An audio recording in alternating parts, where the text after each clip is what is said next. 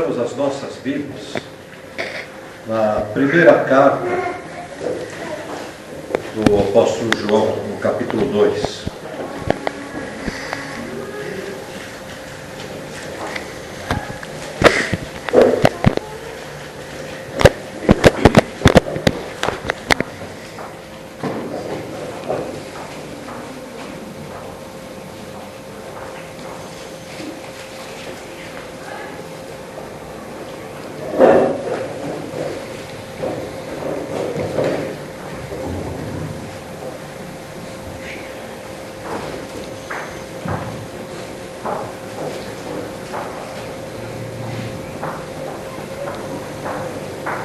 Eu vou ler os versículos 15 a 17.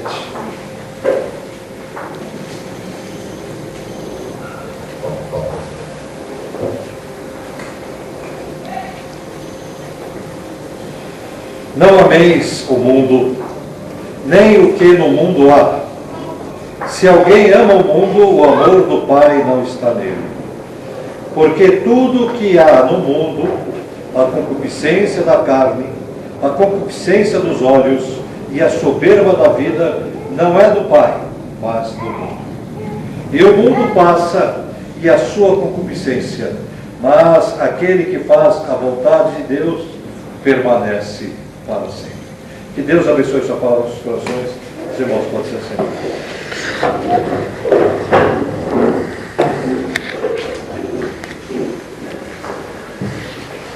Vou começar do fim.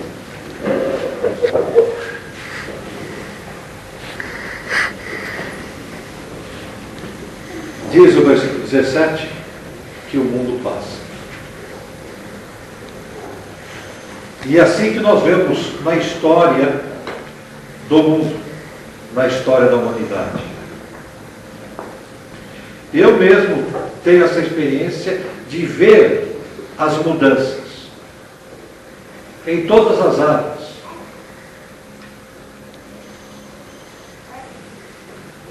No trabalho, por exemplo, quando eu fui tirar a minha carteira de trabalho em 1973, eu tive a felicidade de já ser incluído na carteira única.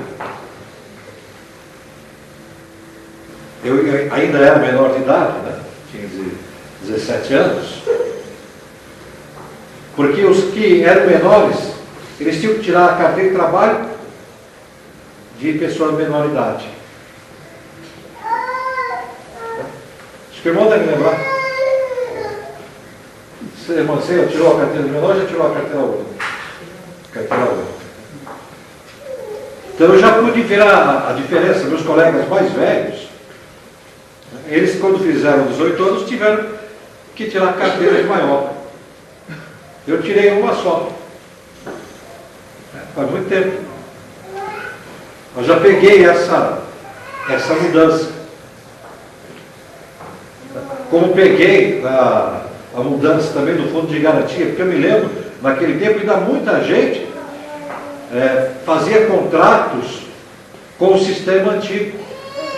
Acho que o irmão chegou a fazer contrato com o sistema antigo. Chegou, né? A irmã Ceia já fez fundo de garantia. Vocês estão rindo por quê?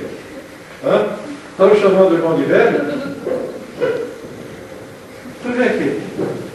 Essas meninas aqui, viu? Mas o seu pastor, que é velho também? Não. Tá certo. Então eu vou deixar para lá, vai. Já começou a pôr a culpa no pastor, então vamos encerrar essa conversa. Então, em todas as áreas, eu já vi mudanças. Na vestimenta, na postura. Infelizmente, as mudanças foram para pior. Algumas vezes pode parecer que eu tenha uma postura retrógrada.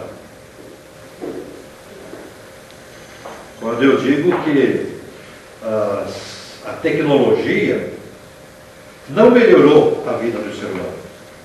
Pode ter facilitado. Mas será que o facilitar é melhorar? Bom, essa é uma outra discussão. Em princípio, eu estou dizendo que não melhorou, facilitou.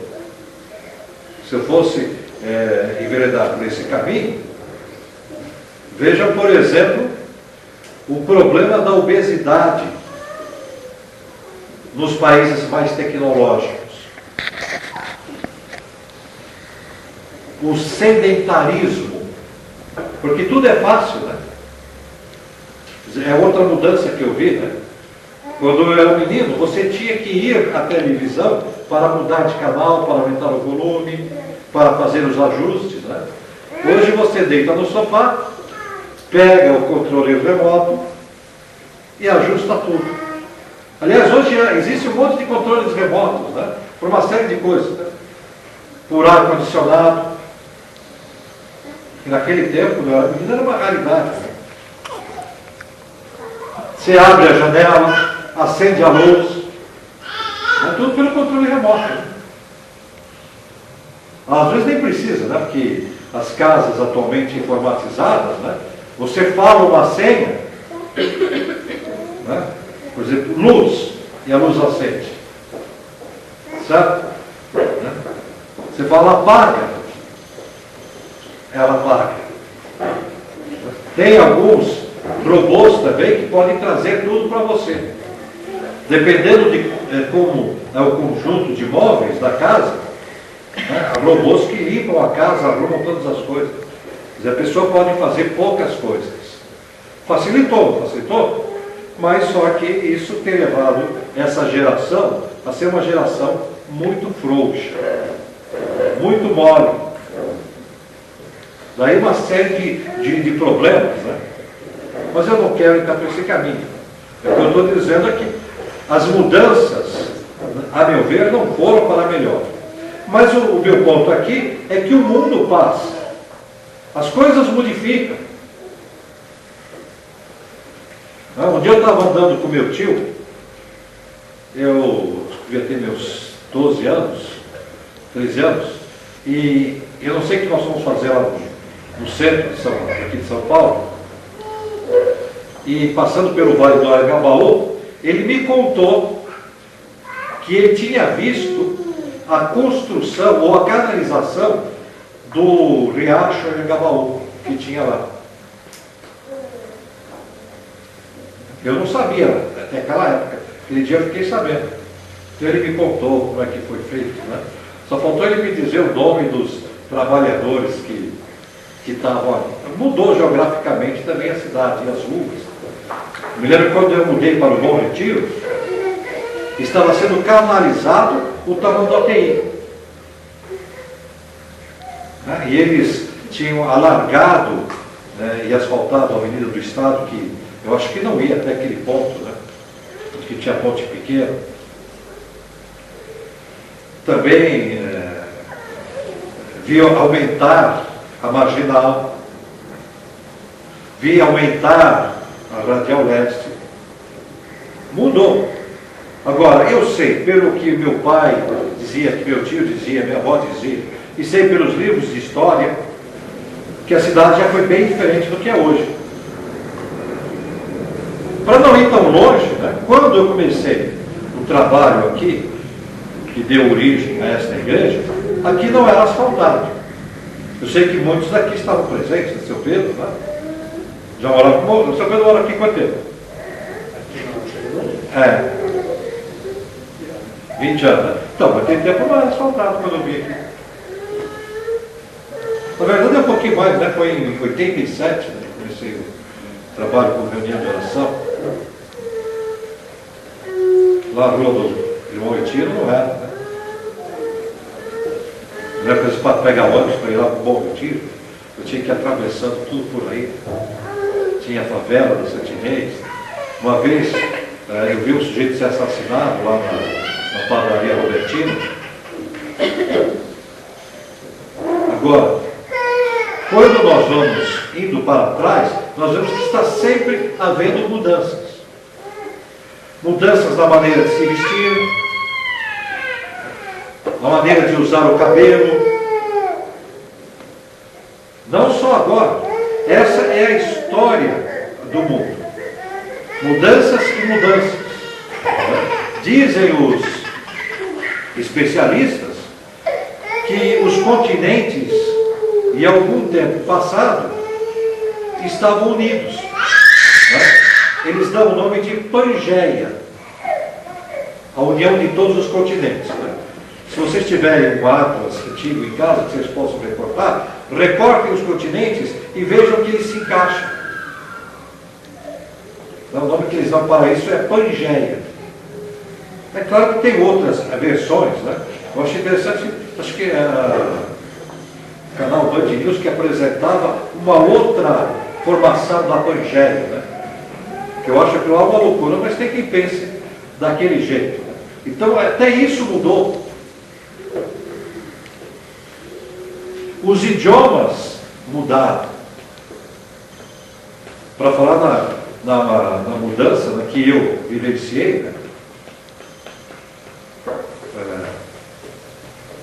Um monte de palavras tinham acentuações. Você tinha que conhecê-las, né, e saber a razão daquilo lá, né? Você tinha que decorar aquele negócio, né? E teve uma que eu nunca esqueci, né? A diferença de toda e de toda. Sabe qual que é? Por quê? Né? Tinha o acento circunflexo, agora não tem mais, né? Que era para diferenciar de toda, que é uma planta ou uma árvore que tem lá na Amazônia, que eu nunca vi. Mas por causa dela, naquela época você tinha que pôr, né, um chapeuzinho no ovo. E depois disso veio mais ainda, né? Como agora, recentemente, né? Eu até fiz uma coleção de artigos que saíram sobre a atual mudança na acentuação e na pontuação. Você tem hora que dá vontade de você não estudar mais, né? Você estuda, a hora que você aprende, muda. Como os idiomas estão mudando, né? Existe até uma ciência chamada glotocronologia. Falar devagar, senão embola tudo, né? Glotocronologia. Fala aí.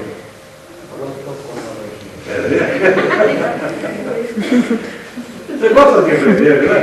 Não, né? Tá certo.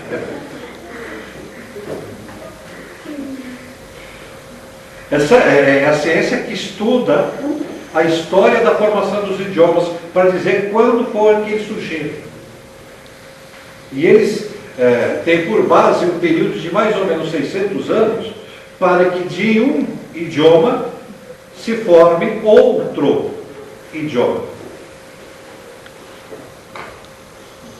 Quem já teve a oportunidade de ler alguns livros e edições antigas, vão perceber a mudança na grafia, na colocação, na ênfase, palavras que você é obrigado a ir no dicionário para saber do que o sujeito está falando. Às vezes o sujeito fala coisas que você fala, isso aqui é outro idioma.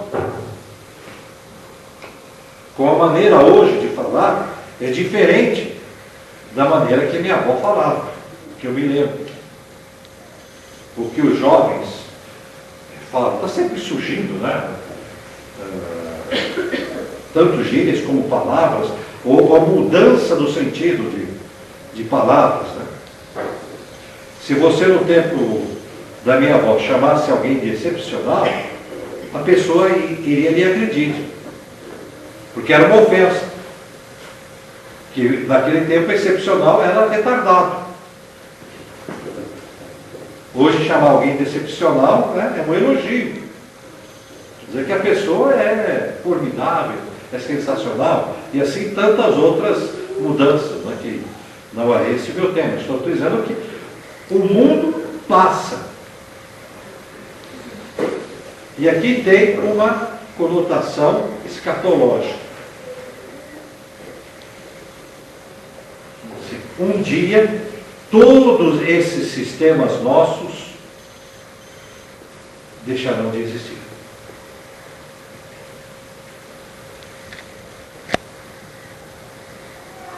E o que João quer dizer, o que a Bíblia quer dizer, o que Deus quer dizer, é que nós não deveríamos assumir, praticar nenhum dos costumes do mundo. que eles variam. Vejam, por exemplo, na nossa situação atual, a grande quantidade de grupos na sociedade. Aliás, até isso mudou, né? Quando eu comecei a dar uma olhada em sociologia, né? Comecei a estudar sociologia, a expressão usada era nicho. Nem sei quantos aqui sabem o que significa a palavra nicho.